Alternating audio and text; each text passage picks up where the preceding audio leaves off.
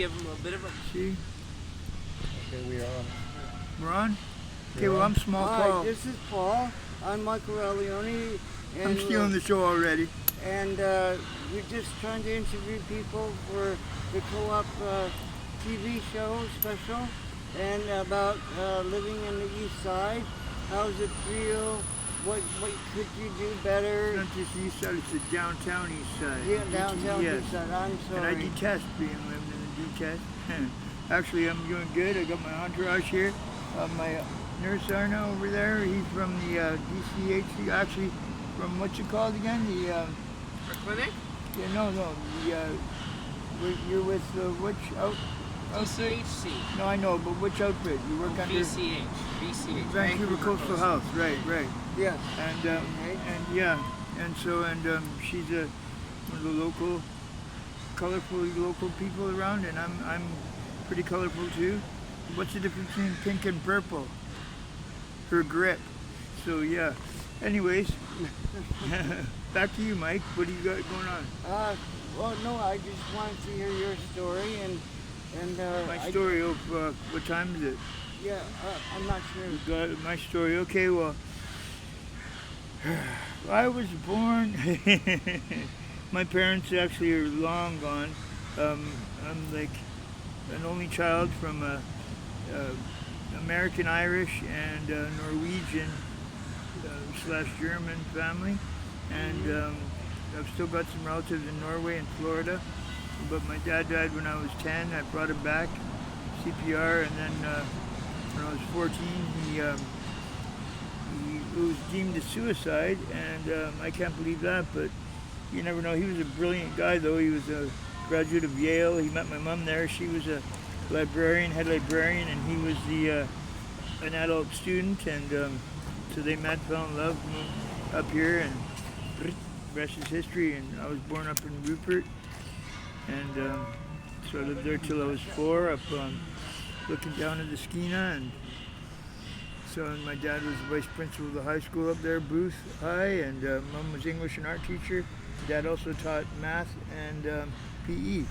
So yeah, I was reading before I was in kindergarten, and so I finished the full set of Hardy Boys and Nancy Drew, dual sets, and but my story goes further than that. My dad, at 5 years old, I was 5, he moved us down here, so he went to law school because he wanted more. He was already an alderman up there in Rupert as well. And down here, he went to UBC, and when I was 5, I saw my first dead body down at Wreck Beach.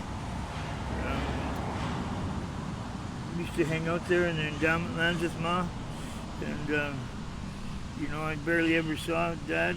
I had to do really bad things to get his attention, so I got his attention quite often. And yeah, moved out to Surrey and Delta at 14, and then Surrey, and actually I ended up graduating out of Matsqui, and yeah, so I did 10 years altogether and on the installment plan, and ended up with after my tag, I ended up wired to down, and then that changed to fentanyl. And then I was running around saving lives on the strip in Surrey. Yeah, wake up, Mike. Sorry. It's okay. It's a rough day for you, I can tell. It's been a long day. Want Sorry. some coffee? No, I'm good. There you go. Actually, I got better than And coffee. I'm listening to your story, and it's just so Spark cool. up a joint. Yeah, so Oh, thank you very much, huh? Got a pre-roll here, courtesy of the cameraman. so sorry. I didn't mean to go wrong.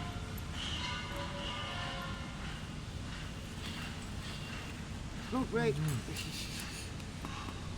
Look at that, I'm No, passing right to the I'm camera. No, I'm good. Okay. Otherwise, I will fall asleep again. See, good This meat. is a freaking nice jacket. You find so many things around clothes and all these things, and I always pick them up. I always pick them up and get them to my friends and stuff. And you want to drag them my way in there? Just so you know what I mean? This is like the move to that, right? This is the fentanyl here. I cook it up myself, right? Cooking so I know what's in it. Just very keep a very tight rein on my hair for you, you know.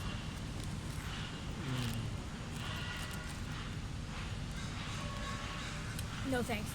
I haven't done that since I There was you go. like 14. I guess that helps you a bit. Yeah. The weed will See? Put, the weed will put me to Yeah, sleep. That's fucking fat, That's No, right? I don't. And it's not dyed, no colors, no nothing. Nobody's died from it yet. I say yet. But I yeah. do down. You do down? Oh, this is fat. So maybe we'll talk after.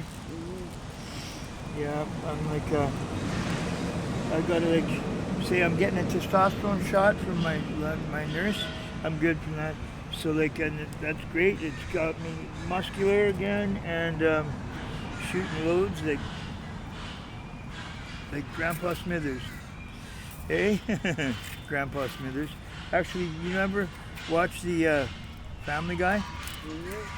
That's hilarious, man. They got, they're actually, if you watch like the seasons, like, and don't miss an episode, then you'll find like some pretty, like information that you shouldn't have, you know what I mean? They got, it's like forbidden knowledge, it's called. And if you want to hear Billy Carson talk about it, go online, look up the Right Reverend, he's not Right Reverend, but I like to say that. He's a Billy Carson, and some people say he's full of shit, and others don't say as much, but that's why I like to keep my mouth shut sometimes, right, and just sit back and listen, because then, you know, people can think that I'm full of shit rather than having me open my mouth and proving it, and removing all doubt. So yeah. Okay, so my life story. So I started in Surrey. I was out there, back here, and then out to Surrey, and I decided to stay out there and start a tent city and go for housing, and I was an advocate for that, and did a few interviews there too, and I set up a 300-person tent city at the end of the strip at the one end, and but then there's so much duplicity and just it's a money grab, right? It started out as a money grab, and I spent 10 years of my life waiting, 5 years on the strip and tenting it, and then 5 years in a modular housing, getting ripped off by all my neighbors and by the staff. And then a week before I was going to go into my housing that I was going to get through BC Housing and the Lookout Society, I was charged with theft for stealing a mountain bike, which I didn't steal. I borrowed off buddy to go to the store, pick up a Screamer, and stopped at a buddy's house to pick up a little bit of Feel Better Madison, and then I fell asleep for a bit and woke up and the bike was gone. And so I stayed gone for a few days and like looking around, and I found it and brought it back. And then I put it in the entrance way because I had another bike as well. And I asked the staff to move it into Buddy's room.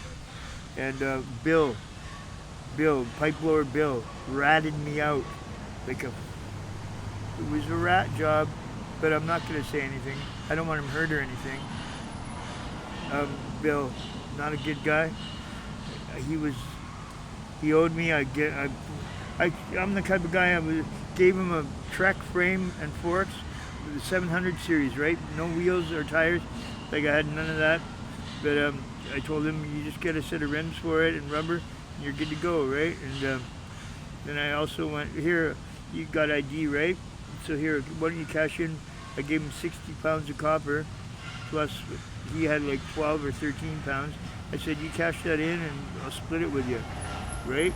And like, I know how it is, right? And then he stiffed me for some dope. I'm told careful, my dope's on the counter there, and he wipes it off and then sweeps it up and puts it in the garbage, right? And gathers it later, I guess. But the guy also did just stupidities, right? When I went back to go for my copper, he's like, "What copper?" So I'm like, "Oh yeah," and then charges me. He says, "I won't show up in court." I don't care, I won't either, right? Like, but the thing is like, I had warrants many times 5 times. That was like in 2014 or something, 15. No, more than that. No, 2000, something like that.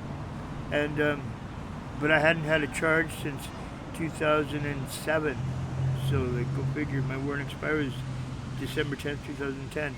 So, anyways, I'm talking your ears off. I got to get out of here. Give this little lady I'm talking to, and yeah, pleasure. Thank you very much for sharing your Thank story. you, my brother. Hey, it was nice hearing your story, brother. I appreciate that. I can't reach with Thank this you for hand, just sitting Canadian, here. the other hand. You could have spoke it up too. Give me a shake there.